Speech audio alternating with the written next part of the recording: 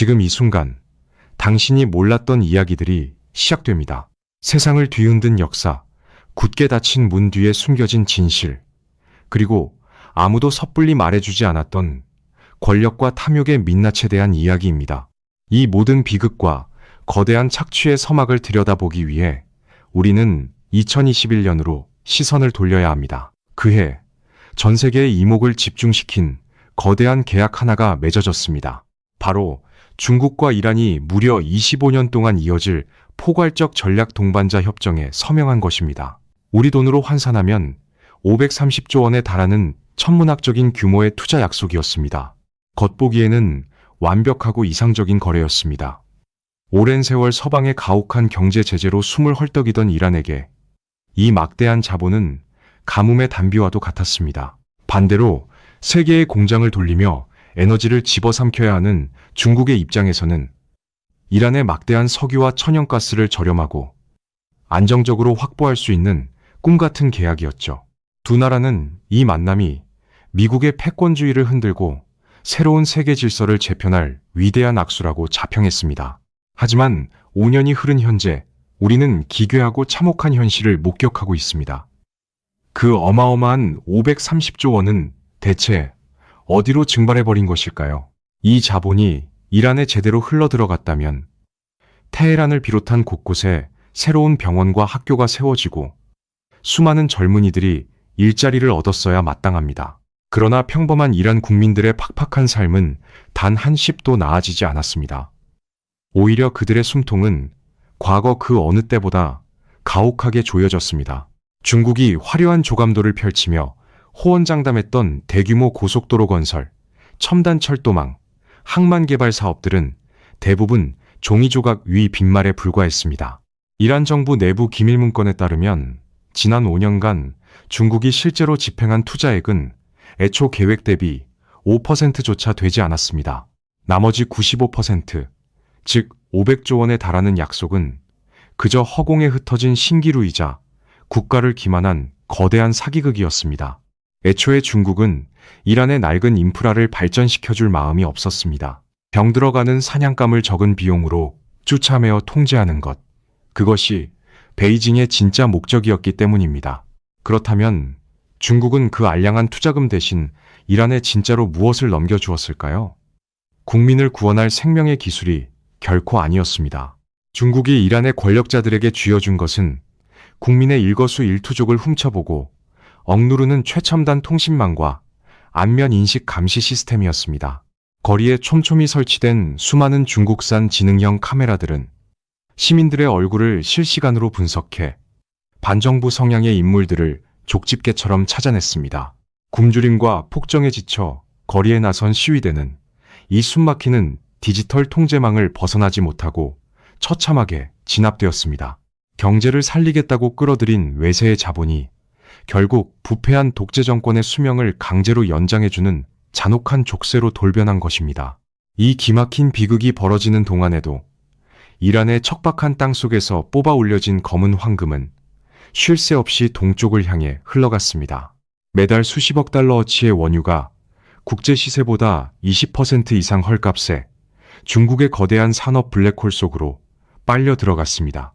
국가적 부와 자원은 착취당하는데 이란 국민의 손에 쥐어진 것은 자신들을 차갑게 노려보는 감시 카메라 렌즈뿐이었습니다.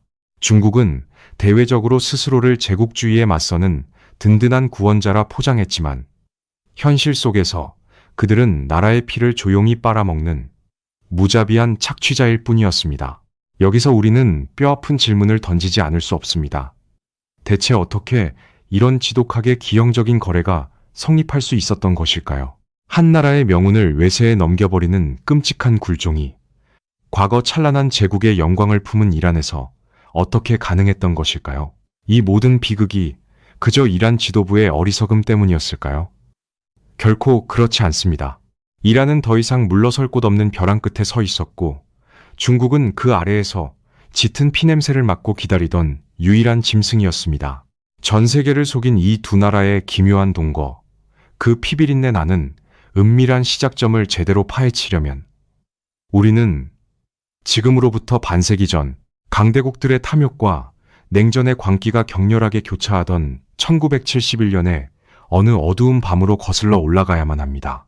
1971년 중동에 거친 모래바람이 불던 페르시아만 바다 위에서 세계사의 거대한 체스판이 요동치기 시작했습니다. 오랫동안 이 지역의 바다를 장악하며 경찰 노릇을 해왔던 대영 제국이 재정 악화를 이유로 군대를 통째로 철수시켜버린 것입니다. 영국의 빈자리는 순식간에 거대한 안보 공백을 만들어냈고 당시 이란을 통치하던 팔레비 국왕은 극도의 불안감에 휩싸였습니다.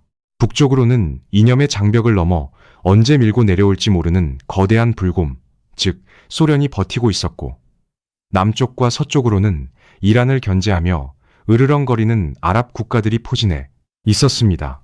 언제 주변 강대국들이나 적대 세력이 이빨을 드러낼지 모르는 살얼음판 같은 상황 속에서 국왕은 새로운 뒷배를 찾기 위해 절박하게 움직였습니다. 그는 깊은 고민 끝에 비밀리에 자신의 쌍둥이 여동생을 베이징으로 보냈습니다. 겉으로는 단순한 문화교류, 사절단이라는 평범한 핑계를 댔지만 그 이면에는 새롭게 떠오르는 아시아의 거인과 은밀한 끈을 만들어 두려는 치밀하고도 절박한 외교적 계산이 짙게 깔려 있었습니다. 훗날 양국의 운명을 축하맬 길고 긴 악연의 서막은 이념적 동질성이나 거창한 대의 명분이 아니라 오직 힘의 공백이 만들어낸 지독한 공포심과 생존 본능에서 출발했던 것입니다. 당시 팔레비 국왕은 서방 세계, 특히 미국의 전폭적인 지지를 받는 중동의 굳건한 동맹이었습니다.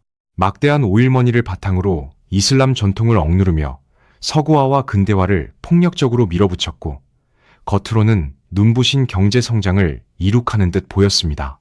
사막 위에 화려한 빌딩이 솟아오르고 서양식 드레스를 입은 사람들이 거리를 활보하는 풍경은 이란이 중동의 새로운 지배자로 자리매김하는 완벽한 선전물이었습니다.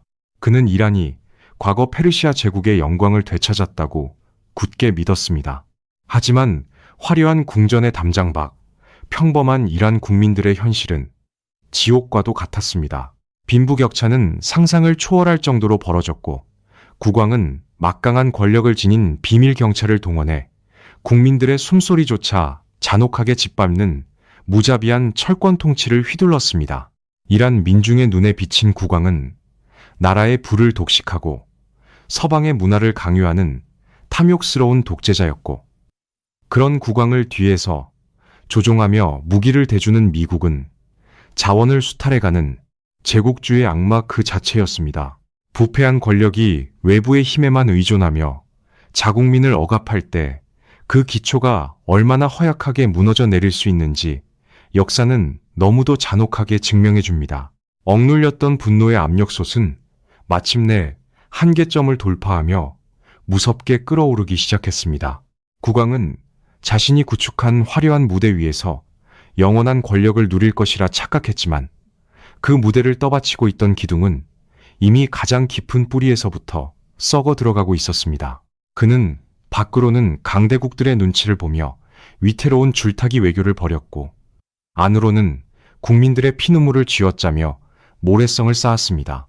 미국이라는 세계 최강의 우방을 곁에 두고도 근본적인 안보 불안에 시달리며 지구 반대편의 베이징으로 밀사를 보내야 했던 그의 처절한 절박함은 당시 이란이라는 국가가 처한 모순적이고도 치명적인 지정학적 딜레마를 가장 뼈아프게 보여주는 대목입니다. 그렇게 1970년대의 이란은 겉으로는 중동에서 가장 부유하고 안정적인 친서방 국가처럼 보였지만 속으로는 언제 터질지 모르는 거대한 활화산과도 같았습니다. 강대국들의 냉혹한 탐욕, 독재자의 어리석은 오만함, 그리고 굶주린 민중들의 누적된 분노가 뒤엉킨 이 위험천만한 화약고에 마침내 거대한 폭발의 불꽃이 튀는 순간이 빠르게 다가오고 있었습니다. 하지만 팔레비 국왕은 전혀 알지 못했습니다.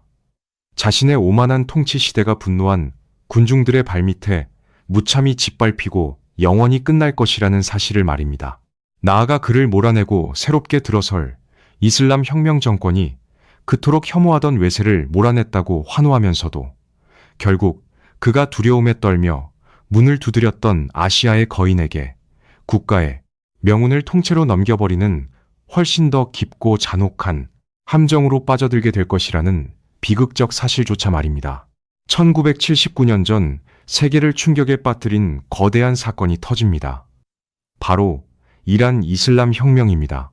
수백만의 성난 민중이 거리로 쏟아져 나와 부패한 왕정을 무너뜨렸고 쫓기듯 야반도주한 팔레비 국왕의 빈자리에는 이슬람 신정 정권이 들어섰습니다. 새롭게 권력을 쥔 이들은 과거의 굴욕을 씻어내듯 즉각 미국과의 관계를 산산조각 내버렸습니다. 급기야 분노한 군중이 테헤란 주재 미국 대사관을 점거하고 외교관들을 인질로 잡는 초유의 사태까지 벌어졌습니다. 어제의 가장 강력한 우방이 하루아침에 철천 지원수로 돌변한 것입니다. 분노한 미국은 즉각적이고 가혹한 응징에 나섰습니다. 이란으로 들어가는 모든 자금줄을 끊고 단 한 정의 무기도 한 줌의 부품도 들어가지 못하도록 전례 없는 강력한 금수 조치를 내렸습니다. 엎친 데 덮친 격으로 이듬해인 1980년 이웃나라 이라크가 혼란에 빠진 이란을 기습 침공하며 10년 가까이 이어질 피비린내 나는 참혹한 전쟁이 시작되었습니다. 서방의 부품으로 조립된 전투기를 띄울 나사 하나조차 구하지 못하게 된 이란은 전선에서 군인들이 맨몸으로 총알을 받아내야 하는 처참한 지경에 내몰렸습니다. 순식간에 사방이 콘크리트 벽으로 막힌 완벽한 고립무원의 처지가 된 것입니다. 바로 이 틈이었습니다. 미국과 서방 세계가 만들어낸 숨막히는 제재의 장벽 속에서 이란이 피를 흘리며 죽어가던 바로 그 절망의 순간, 종교나 이념, 민주주의 같은 추상적인 가치에는 전혀 얽매이지 않는 한 세력이 이란의 짙은 그림자 속으로 소리 없이 다가왔습니다. 오직 차가운 국가 이익과 실리만을 쫓는 세력, 바로 중국이었습니다. 서방 세계가 이란을 철저히 배척하고 굶겨 죽이려 할 때 거대한 영토 안에서 막대한 에너지를 갈구하며 공장을 돌려야 했던 중국에게 이란의 끔찍한 고립은 너무나도 달콤하고 완벽한 기회였습니다. 중국은 피를 흘리는 이란의 절박함을 철저하게 이용하기로 마음먹었습니다. 도덕이나 국제사회의 따가운 시선 따위는 중국의 실용주의 앞에서 아무런 장애물이 되지 못했습니다.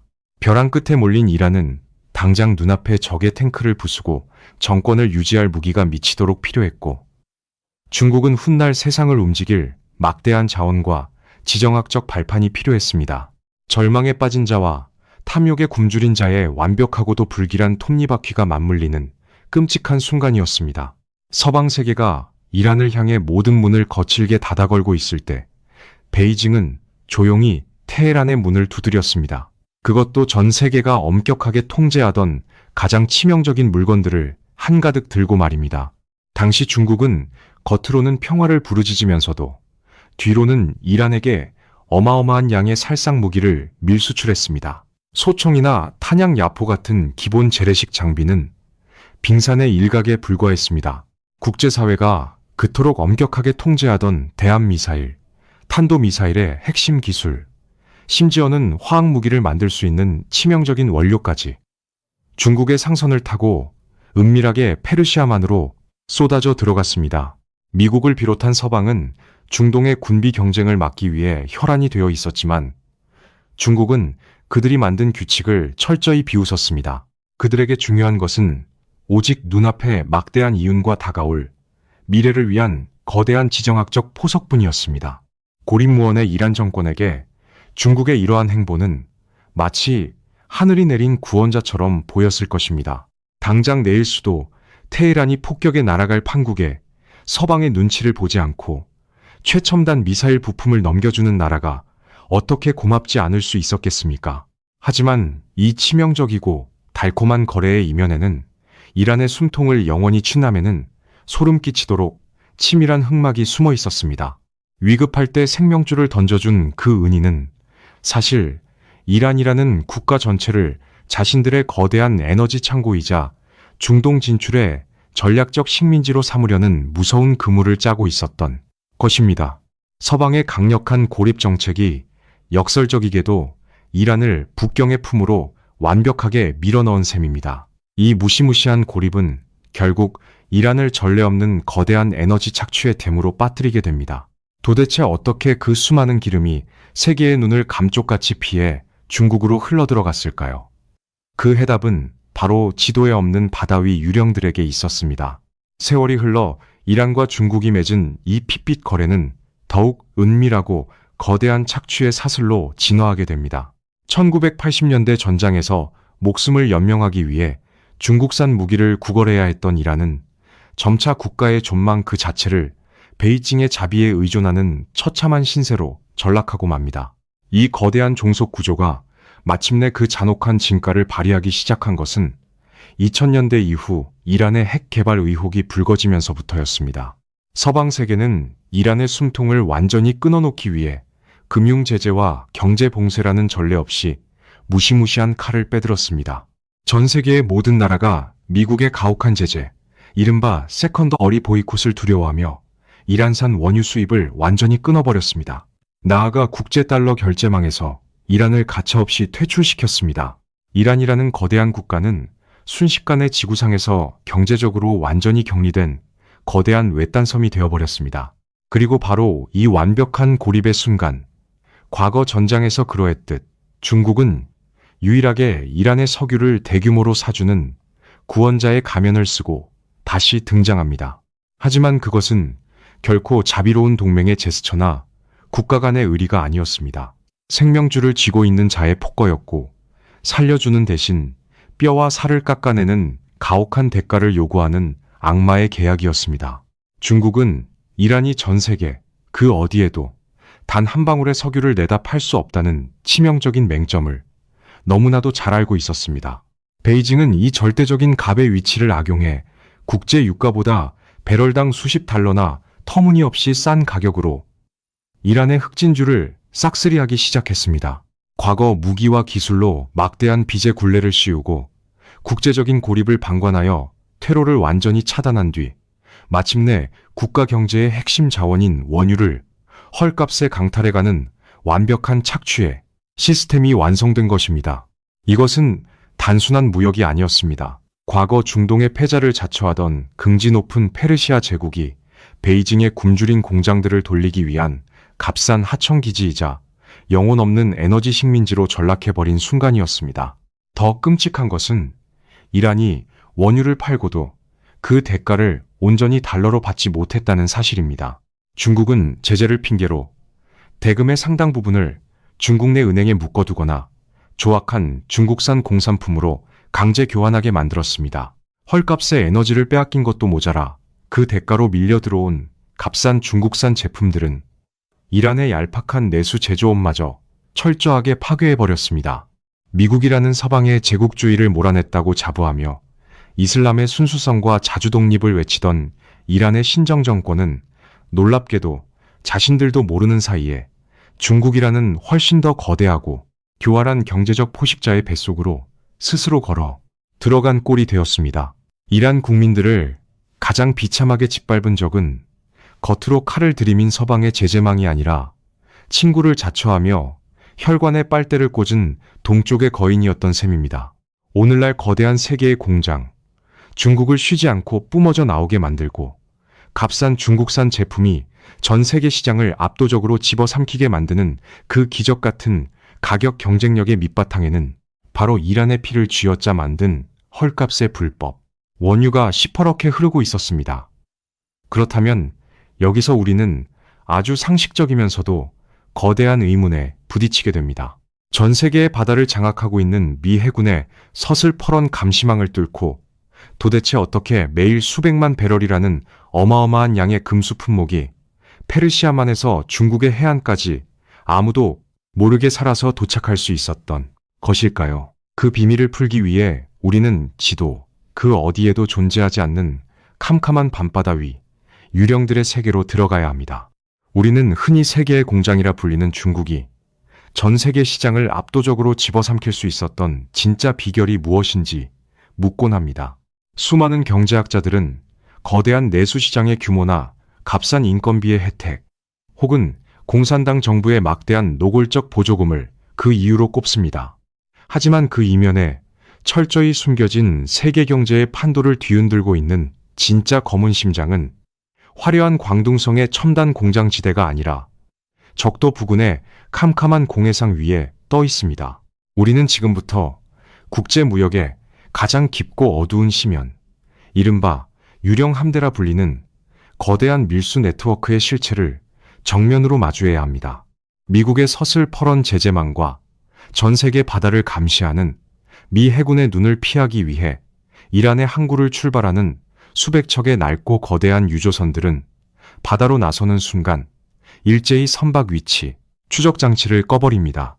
지도상에서 완전히 증발해버린 이 거대한 철괴들은 칠흑 같은 밤바다를 유령처럼 유유히 가로질러 동남아시아로 향합니다. 그들의 목적지는 말레이시아나 인도네시아 인근의 통제받지 않는 공해상입니다. 달빛조차 짙은 구름에 가려진 캄캄한 밤 망망대해의 한가운데서 두 척의 거대한 배가 파도에 흔들리며 위태롭고 조용히 몸을 맞댑니다. 그리고는 굵은 파이프를 연결해 수백만 배럴의 검은 피를 은밀하게 옮겨 담습니다. 이것이 바로 이른바 불법 해상 환적이라 불리는 위험천만한 릴레이 밀거래의 현장입니다. 기름이 옮겨지는 순간 바다 위에서는 놀라운 연금술이 벌어집니다. 이란에서 뿜어져 나온 제재 대상의 불법 원유가 서류 한 장이 정교하게 조작되면서 순식간에 말레이시아산 혹은 오만산 혼합 원유로 완벽하게 신분을 세탁하는 것입니다. 이렇게 꼬리를 자르고 합법적인 꼬리표로 위장한 기름들은 중국 산둥성에 밀집해 있는 소규모 민간 정유 공장들로 폭포수처럼 쏟아져 들어갑니다. 중국 정부는 표면적으로 미국의 제재를 엄격히 준수한다며 이란산 원유 수입량이 완전히 0이라고 뻔뻔하게 발표하지만 실상은 이 유령선들이 하루에 150만 배럴이 넘는 막대한 기름을 토해내며 중국 전체 원유 수입에 거대한 비중을 불법적으로 조달하고 있었던 것입니다. 이 유령 함대가 전 세계 경제에 미치는 파장은 실로 경악스럽습니다. 왜냐하면 이 기름은 정상적인 국제시장 가격의 법칙을 완전히 무시하기 때문입니다. 국제사회에서 합법적인 거래가 막힌 이란은 오직 중국이라는 단 하나의 구매자에게만 목숨을 걸고 매달려야 했고 그 대가로 국제 유가보다 터무니없이 싼 헐값에 원유를 넘겨야만 했습니다. 이것은 단순하게 운송비가 싼 기름의 문제가 아닙니다. 중국 정부가 자국의 거대한 제조업 생태계에 은밀하게 쏟아붓는 추적이 불가능한 천문학적인 규모의 불법 에너지 보조금이나 다름없습니다. 산둥성의 정유공장에서 뽑아낸 이 압도적으로 저렴한 연료는 곧바로 거대한 대륙의 핏줄을 타고 빠르게 흐릅니다. 전국 단위의 물류비를 기형적으로 깎아내리고 공장을 밤낮 없이 돌리는 산업용 전기료를 바닥으로 끌어내리며 수많은 핵심 원자재의 생산 단가를 파괴적으로 낮춰버립니다. 메이드 인 차이나의 압도적인 가격 경쟁력 타국 기업들이 아무리 기술 혁신을 해도 도저히 맞출 수 없는 그 덤핑의 기적 밑바닥에는 혁신이 아니라 바로 이란의 피를 쥐어짜 만든 헐값의 불법 원유가 시퍼렇게 흐르고 있었던 것입니다. 우리는 그동안 이 잔혹한 불법의 사슬이 만들어낸 신기루를 중국의 실력이라 착각해왔던 셈입니다. 중국의 거대한 제조업은 자신들도 모르는 사이에 이 달콤하고도 치명적인 마약에 완전히 중독되어 버렸습니다. 하지만 전 세계의 눈을 감쪽같이 속여온 이 거대하고 완벽해 보이는 숨바꼭질 게임에는 아주 치명적이고도 부서지기 쉬운 전제 조건이 하나 붙어 있습니다. 바로 누구에게도 들키지 않아야 한다는 절대적인 침묵과 어둠이 영원히 유지되어야만 한다는 사실입니다. 짙은 해무와 깊은 밤바다에 의존해온 이들의 범죄는 영원할 것만 같았습니다. 그러나 이제 거대한 체스판의 상황이 완전히 뒤집혔습니다. 이들을 내려다보는 하늘이 더 이상 과거처럼 눈먼 장님이 아니기 때문입니다. 짙은 해무와 깊은 밤바다의 어둠에 의존해온 밀수업자들의 범죄는 영원할 것만 같았습니다. 바다 한가운데서 선박 위치 추적 장치를 끄는 순간 스스로를 완벽하게 숨겼다고 착각했던 유령 함대의 선장들은 자신들이 이 은밀한 숨바꼭질 게임의 영원한 승자라고 믿어 의심치 않았습니다. 하지만 그것은 구시대의 낡은 상식에 갇힌 오만에 불과했습니다. 2026년 마침내 세계의 바다를 뒤덮고 있던 어둠의 장막이 무참하게 찢겨나가기 시작했습니다. 이들을 내려다보는 하늘이 더 이상 과거처럼 눈먼 장님이 아니었기 때문입니다. 거대한 체스판의 규칙은 바다 위가 아니라 까마득히 높은 우주 공간에서 완전히 새롭게 쓰이고 있었습니다. 미국은 더 이상 배에서 자발적으로 보내주는 단순한 통신 신호에 의존하지 않았습니다. 우주 공간에 촘촘하게 깔린 합성 개구 레이더, 즉 사르 위성망과 고도로 학습된 인공지능이 결합하면서 전 세계의 바다는 24시간 감시받는 거대한 투명 어항으로 변해 버렸습니다. 사르 위성은 짙은 구름이나 칠흑 같은 어둠, 거센 폭우나 해무의 영향을 전혀 받지 않습니다. 우주에서 지표면을 향해 강력한 전파를 쏘아보내고 반사되어 돌아오는 미세한 차이를 정밀하게 읽어내어 입체적인 형태를 그려내는 방식이기 때문입니다. 배가 통신기를 끄고 깊은 침묵에 빠지더라도 우주에서 쏘아올린 전파는 바다 위에 떠있는 거대한 철괴의 형상과 크기, 그리고 물살을 가르는 미세한 항저까지 낱낱이 포착해 냅니다. 여기에 딥러닝으로 무장한 최첨단 인공지능이 더해지자 그야말로 기적 같은 일이 벌어졌습니다. 인공지능은 전 세계 바다를 떠도는 수십만 척의 배들 중에서 비정상적인 속도로 움직이거나 통제받지 않는 공해상에서 이유 없이 나란히 밀착해 있는 유령선들의 기이한 행동, 패턴을 족집게처럼 찾아내기 시작했습니다. 이란의 항구를 조용히 빠져나와 말레이시아 앞바다에서 기름을 몰래 옮겨 싣고 산둥성으로 향하는 그 복잡하고 은밀한 항로가 미국 국방부의 모니터 위에는 마치 대낮에 고속도로처럼 너무나도 선명하게 드러났습니다. 21세기의 진정한 권력은 물 위에 떠있는 항공모함의 크기뿐만 아니라 우주에서 내려다보는 잠들지 않는 인공지능의 눈동자에 있다는 잔혹한 진실이 증명되는 순간이었습니다. 모든 비밀이 백일하에 발각되자 미국의 반격은 빠르고 무자비하게 쏟아졌습니다. 유령선들의 고유 식별번호가 실시간으로 전 세계에 폭로되었고 이 배들을 소유한 유령회사와 관련 금융망이 줄줄이 제재의 철퇴를 맞았습니다. 바다 위를 떠돌던 거대한 유조선들은 짐을 내릴 항구에 들어가지도 못한 채 공해상에서 오도 가도 못하는 처량한 신세가 되었습니다. 미국의 나포 위협에 극도의 공포에 질린 선원들이 캄캄한 밤에 구명보트를 타고 수백억 원짜리 배를 버린 채 도망치는 진풍경이 곳곳에서 속출했습니다. 수십 년간 완벽하게 작동하며 중국의 경제를 떠받치던 거대한 불법 물류 시스템의 심장이 순식간에 마비된 것입니다. 이제 밀수업자들은 미 해군에 발각되어 전 재산을 잃을 엄청난 생존의 위험을 감수해야만 했고 그 살인적인 위험 비용은 고스란히 이란산 불법 원유의 가격 폭등으로 이어졌습니다.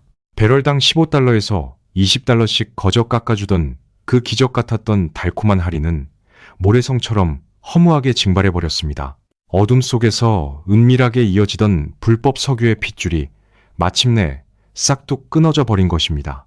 그리고 그 끔찍한 여파로 중국의 동쪽 해안가에서는 값싼 에너지라는 마약에 지독하게 취해 있던 거대한 공장들이 지독한 금단 현상과 함께 비명을 지르며 연쇄적으로 쓰러지기 시작했습니다. 어둠 속에서 은밀하게 이어지던 불법 석유의 핏줄이 우주 공간의 감시망에 의해 가차없이 끊어지자 그 첫 번째 치명적인 발작은 중국의 동쪽 해안, 바로 산둥성에서 시작되었습니다. 산둥성에는 중국의 거대한 국영에너지 기업들 외에도 이른바 찻주전자라 불리는 수많은 소규모 민간 정유 공장들이 밀집해 있습니다. 이들은 애초에 정상적인 국제 유가를 지불하고서는 도저히 막대한 정제 마진을 남길 수 없는 아슬아슬한 한계 기업들이었습니다. 그들의 생명줄은 오직 하나 이란에서 몰래 들여온 배럴당 수십 달러짜리 헐값의 불법 원유뿐이었습니다. 하지만 유령 함대가 바다 위에서 옴짝달싹 못하게 되고 밀수 원유의 가격이 폭등하자 이 민간 정유 공장들은 그야말로 직격탄을 맞았습니다. 치솟는 원가를 도저히 견디지 못한 공장들은 하나둘 거대한 굴뚝에 불을 끄고 가동을 멈추기 시작했습니다. 연쇄부도의 공포가 산둥성을 휩쓸었습니다. 그러나 진짜 끔찍한 비극은 단지 몇몇 정유 공장들이 문을 닫는 선에서 끝나지 않았다는 점입니다. 산둥성의 정유시설들은 단순한 기름집이 아니었습니다. 그곳은 거대한 중국 대륙의 제조업 생태계에 피와 살을 공급하는 가장 핵심적인 원자재의 심장이었습니다. 정유 공장들이 쓰러지자 연료와 화학 원자재 공급망이 도미노처럼 붕괴하기 시작했습니다. 플라스틱과 합성 섬유를 만드는 필수 원료들의 가격이 무섭게 뛰어올랐습니다. 그뿐만이 아닙니다. 헐값의 기름이 사라지자 전국 단위의 물류비가 기형적으로 치솟았고 밤낮 없이 기계를 돌려야 하는 공장들의 산업용 전기료 역시 가파르게 상승했습니다. 산둥성에서 시작된 이 끔찍한 비용, 폭등의 해일은 머지않아 남쪽으로 거침없이 밀려내려가 중국 수출 경제의 심장부인 광둥성의 첨단 공장지대 전체를 무자비하게 덮쳐버렸습니다. 2026년 현재 중국의 수많은 제조기업들은 공장문을 열고 기계를 돌리면 돌릴수록 오히려 적자가 눈덩이처럼 쌓이는 끔찍한 딜레마의 딥에 빠져 있습니다. 이란의 싼 기름이라는 은밀하고 치명적인 마약에 철저히 의존해왔던 대가가 단숨에 가혹한 청구서가 되어 돌아온 것입니다. 전 세계 시장을 두려움에 떨게 만들었던 수많은 소비재들, 그리고 메이드 인 차이나가 호령하며 자랑하던 그 압도적인 가격, 경쟁력의 신화가 뼈대부터 흔들리며 처참하게 무너져 내리고 있습니다. 타국 기업들이 피나는 기술 혁신으로도 도저히 쫓아갈 수 없었던 그 기적 같은 덤핑 가격의 비밀이 결국 중동에서 훔쳐온 불법 에너지의 힘이었다는 사실이 만천하에 드러나는 순간이었습니다. 이것은 세계 경제사에서 참으로 기막힌 역설이 아닐 수 없습니다. 겉보기에는 만리장성처럼 견고하고 무적처럼 보이던 거대한 경제 대국이 실상은 수천 킬로미터 떨어진 중동 국가의 지정학적 흔들림과 바다 위의 밀수망 붕괴, 단 한 번에 심장부를 정밀 타격당하고 연쇄 붕괴의 위기에 처해버린 것입니다. 부당한 방법으로 쌓아올린 경제적 우위가 얼마나 허약한 모래성인지 역사는 다시 한번 서늘하게 증명하고 있습니다. 하지만 베이징의 심장부에서 진정으로 느끼는 공포는 단순히 공장들의 생산 단가가 오르고 수출품의 가격이 비싸진다는 경제적 차원의 타격에 머물지 않습니다. 헐값의 에너지가 멈춘 것은 다가올 거대한 재앙의 서곡에 불과합니다. 경제의 피가 흐르는 혈관이 끊어지는 고통 속에서 이제는 시진핑 국가주석이 평생을 바쳐 설계한 거대한 제국의 척추가 정면으로 부러질 차례가 다가오고 있기 때문입니다. 싼 기름의 마법이 풀린 지금 중국을 짓누르는 또 다른 치명적인 지진은 굳건하게 닫혀 있다고 믿었던 광활한 서쪽 국경선에서 무서운 파열음을 내며 폭발할 준비를 마쳤습니다.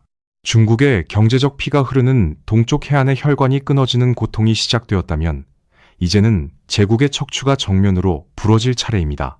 시진핑 국가주석의 평생 역작이자 중국이 미국 중심의 세계 질서를 뒤집기 위해 수십 년간 천문학적인 자본을 쏟아부은 거대한 프로젝트, 바로 1대1로입니다. 사람들은 흔히 이것을 단순한 철도나 항만을 짓는 거대한 인프라 건설 사업 정도로 생각합니다. 하지만 지도를 펼쳐놓고 냉혹한 지정학적 관점에서 들여다보면 1대1로는 중국이 숨막히는 해상 봉쇄의 공포에서 벗어나기 위해 발버둥치며 파놓은 거대한 생존의 탈출구입니다. 중국은 거대한 공장을 돌리기 위한 수출과 에너지 수입의 절대적인 비중을 바닷길에 의존하고 있습니다. 그리고 그 바닷길의 가장 좁고 치명적인 목덜미, 이른바 말라카 해협을 꽉 틀어쥐고 있는 것은 다름 아닌 막강한 미 해군입니다. 만약 무력 충돌이 벌어지는 유사시 미국이 이 좁은 바닷길을 통째로 봉쇄해버리면 중국의 경제는 단 며칠 만에 심정지 상태에 빠지게 됩니다. 이 끔찍한 악몽을 우회하기 위해 중국이 생각해낸 묘안이 바로 바다를 포기하고 유라시아 대륙을 가로지르는 거대한 육상 실크로드를 개척하는 것이었습니다. 그리고 그 웅장한 대륙의 횡단보도 한가운데 피할 수도 우회할 수도 없는 가장 결정적인 길목에 바로 이란이 거대한 성벽처럼 버티고 서 있습니다. 중국에서 출발한 기차가 중앙아시아의 거친 사막을 지나 유럽의 심장부나 중동의 심연으로 진입하기 위해서는 반드시 이란의 광활한 영토를 밟고 지나가야만 합니다.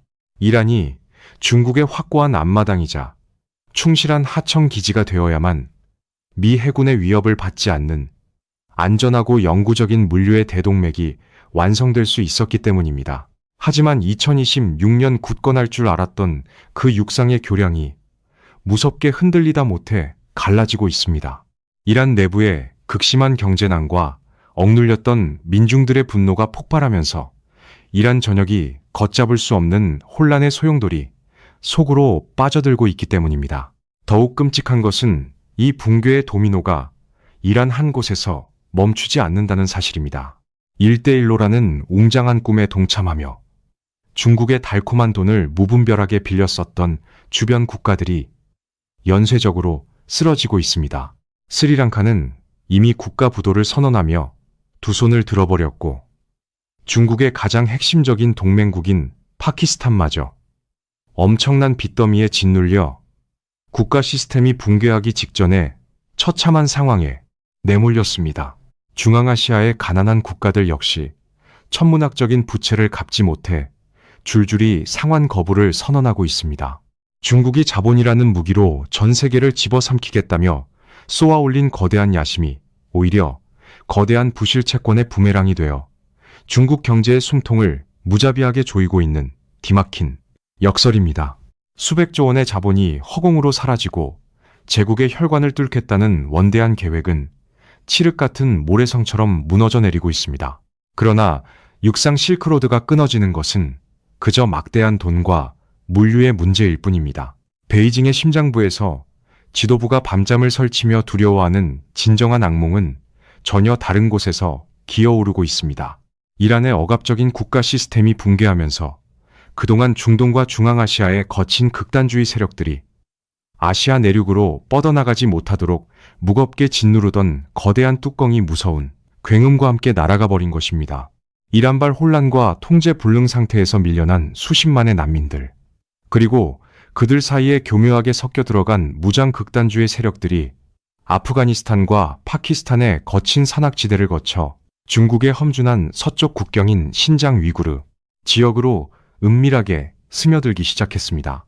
중국이 80조 원이라는 천문학적인 돈을 쏟아부어 건설하던 파키스탄 내의 경제 회랑은 무장단체들의 끔찍한 연쇄 테러 현장으로 변해버렸고 중국인 노동자들은 살기 위해 짐을 싸서 야반도주하고 있습니다. 돈으로 세상을 통제하고 권력을 사들이려던 탐욕이 스스로의 숨통을 찌르는 가장 날카로운 비수가 되어 돌아온 것입니다. 밖에서 흘러들어온 무기와 자금이 내부에 억눌린 민족적 종교적 분노와 결합하는 것은 이제 시간 문제일 뿐입니다. 베이징은 이제 태평양 너머의 외부적이 아니라 자신들의 영토 내부에서 언제 터질지 모르는 끔찍한 안보 위협을 마주해야 하는 심각한 상황에 내몰렸습니다. 제국의 가장 연약한 아랫배인 서쪽 국경이 폭발 직전에 시한폭탄으로 변해버린 이 위태로운 순간, 엎친 데 덮친 격으로 가장 절망적인 소식이 날아듭니다. 육지의 대륙이 진동하며 무너져 내리는 동안 저 멀리 바다 너머에서 중국의 생존을 지켜주던 가장 크고 견고했던 전략적 방패마저 산산조각 나며 거대한 죽음의 공간을 허락하고 있었기 때문입니다. 육지의 대륙이 진동하며 무너져 내리는 동안 저 멀리 바다 너머에서 중국의 생존을 지켜주던 가장 크고 견고했던 전략적 방패마저 산산조각 나며 거대한 죽음의 공간을 허락하고 있었습니다. 그동안 중국은 중동이라는 거대한 체스판 위에서 교활하고도 정교한 대리전을 즐겨왔습니다. 중동에는 이른바 저항의 축이라 불리는 반미 무장 세력들이 거미줄처럼 퍼져 있습니다. 이들을 거대한 톱니바퀴처럼 움직이는 심장과도 같은 배후는 단 하나, 바로 이란이었습니다. 이란은 막대한 오일머니를 쥐어짜내어 이들에게 무기와 자금을 제공하는 스폰서 역할을 해왔습니다. 중국은 이 피비린내 나는 혼란을 기가 막히게 이용했습니다. 무장 세력들이 충돌을 일으킬 때마다 세계의 경찰을 자처하는 미국의 시선과 막강한 군사력은 중동의 모래사막에 꽁꽁 묶일 수밖에 없었기 때문입니다. 미국이 테러와의 전쟁이라는 수렁에서 허우적거리는 동안 중국은 이란이라는 시끄러운 방패 뒤에 숨어서 노골적으로 해양 팽창을 시도하며 군사적 근육을 키웠습니다. 이란은 중국이 태평양 패권으로 나아가기 위해 반드시 필요했던 시선 분산용 방패였던 셈입니다. 하지만 2026년 철벽 같았던 이 전략적 방패가 속절없이 부서져 내리고 있습니다. 헐값에 석유를 팔며 연명하던 경제가 붕괴하고 정권의 생존이 위협받는 마당에 이란은 더 이상 해외 무장 세력에게 자금과 무기를 퍼부을 여력이 사라졌습니다. 심장이 떠져가자 손발도 굳어가는 것입니다. 이란의 돈줄이 말라붙자 중동을 뒤흔들던 저항의 축도 급격히 무력화되기 시작했습니다. 이것은 베이징에게 악몽 그 자체였습니다. 자욱한 전쟁의 안개가 걷히자 마침내 중동의 지독한 수렁에서 발을 뺀 미국이 고개를 돌려 진짜 적을 바라보기 시작한 것입니다. 미국의 막강한 항모전단과 최첨단 스텔스기 부대들이 뱃머리를 돌려 향하는 곳은 명백합니다. 바로 인도 태평양 턱 밑에 대만 해협과 남중국해입니다. 거대한 방패 뒤에 숨어 덩치를 키우던 중국의 황금기는 완전히 끝이 났습니다.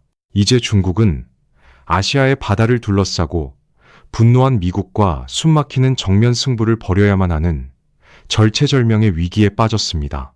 설상가상으로 사방에서 위기가 목을 조여오는 이 위태로운 순간, 사우디아라비아와 아랍에미리트 같은 중동의 부유한 군주국들을 바라보는 중국의 눈앞에 또 다른 외교적 파멸이 드리워졌습니다. 그동안 중국은 자신들이 미국을 대체할 강력한 글로벌 파트너라며 막대한 자본을 뿌려 환심을 샀습니다. 중동 국가들 역시 인권 문제로 잔소리하는 미국보다 그저 돈만 주면 내정 간섭을 안 하는 중국이 훨씬 편하다고 계산했습니다. 하지만 막상 지정학적 위기가 최고조에 달하고 군사적 보호가 가장 절실했던 결정적인 순간, 중국은 중동의 펄펄 끓는 바다에 단 한 척의 군함도 파견하지 않았습니다. 동맹의 안보를 목숨 걸고 지켜줄 군사적 개입 의지도 실질적인 능력도 애초에 없었던 것입니다. 중국은 그저 물건을 팔고 자원을 빼갈 줄만 아는 거대한 장사꾼이었을 뿐, 피가 튀는 위기의 순간에 자신의 피를 흘려줄 안보의 수호자가 결코 아니었습니다. 화려한 경제력 뒤에 숨겨져 있던 종이 호랑이의 비루한 실체가 적나라하게 까발려진 셈입니다. 아랍 국가들은 앞다투어 기존의 입장을 번복하고 다시 워싱턴으로 달려가기 시작했습니다. 아무리 미국이 밉고 피곤한 상대라 할지라도 진짜 전쟁이 터졌을 때 압도적인 무력을 동원해 확실한 생존의 방패가 되어줄 나라는 이 지구상에 오직 미국뿐이라는 냉혹한 현실에 법칙을 인정한 것입니다. 중국이 수십 년 동안 공들여 막대한 자본을 쏟아부어 구축했던 중동 내 외교적 패권망이 그야말로 하루아침에 잿더미로 변해버렸습니다. 돈으로 산 얕은 우정은 생존의 위기 앞에서 가장 먼저 증발하는 법입니다. 싼 기름에 의존하던 수출 공장의 심장은 멈춰가고 대륙을 횡단하려던 일대일로의 척추는 부러졌으며 서쪽의 방패는 폭발 직전에 시한폭탄으로 변했고 돈으로 샀던 외교 동맹들은 등을 돌렸습니다. 하지만 이 무시무시한 파멸의 소용돌이 속에서 누군가 모든 것을 잃고 피눈물을 흘릴 때 역사는 항상 냉혹하게도 다른 누군가에게 기적 같은 기회의 문을 열어주곤 합니다. 거대한 체스판이 엎어지며 발생하는 이 숨막히는 아시아의 지각 변동 속에서 동북아시아 끝에 자리 잡은 한 나라는 조용히 숨을 죽인 채 다가올 황금의 시간을 예리하게 준비하고 있었습니다.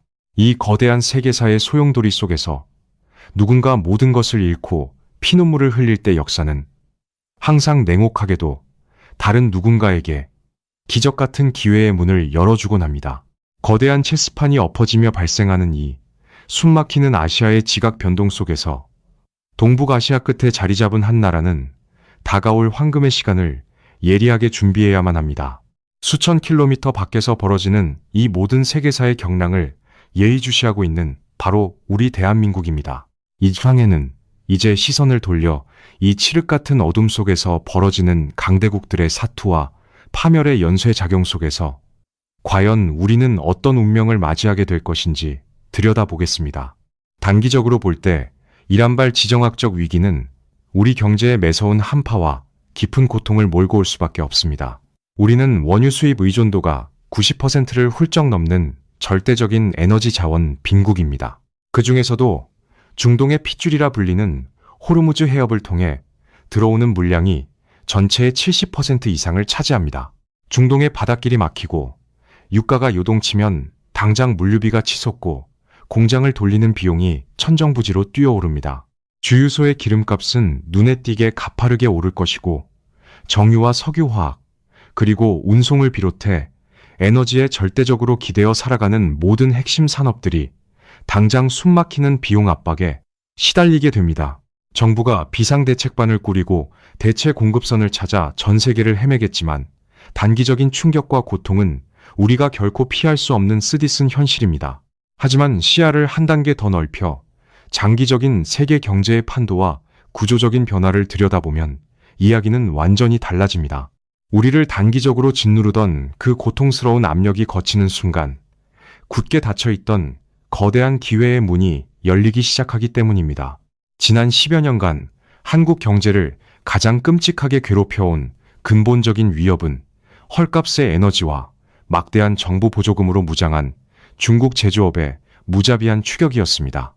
조선 자동차 철강 나아가 첨단 반도체에 이르기까지 중국은 상상을 초월하는 덤핑 공세로 우리가 피땀 흘려 개척한 글로벌 시장의 점유율을 무섭게 빼앗아갔습니다.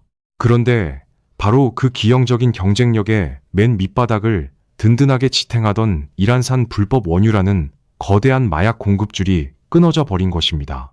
싼 기름이라는 마취에서 강제로 깨어난 중국의 공장들은 이제 혹독한 금단 현상과 함께 정상적인 국제 유가라는 무거운 현실의 비용을 치러야만 합니다. 중국산 제품의 생산 원가는 가파르게 오를 수밖에 없고 메이드 인 차이나가 누리던 부당한 이점은 모래성처럼 허무하게 무너져 내릴 것입니다. 이것은 세계 시장에서 중국과 피말리는 생존 경쟁을 벌이고 있는 우리 기업들에게는 100년에 한 번 올까 말까한 완벽한 골든타임입니다. 잃어버렸던 글로벌 시장의 주도권을 되찾고 기술력과 품질이라는 정당한 무기로 다시 한번 세계 무대를 석권할 결정적인 반전의 시간이 찾아온 것입니다.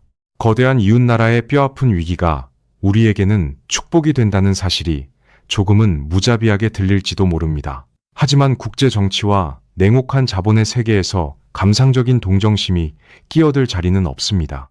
중국은 남의 나라의 불행과 고립을 철저히 이용해 자신들의 패권을 찌웠고 결국 그 오만함과 무리한 탐욕의 무게를 스스로 이기지 못해 무너져 내리고 있는 것입니다.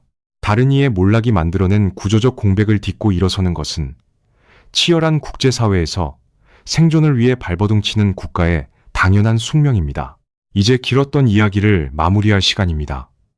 이란의 경제적 붕괴는 결코 멀리 떨어진 중동의 낯선 나라 하나가 무너지는 단순하고 지엽적인 사건이 아니었습니다.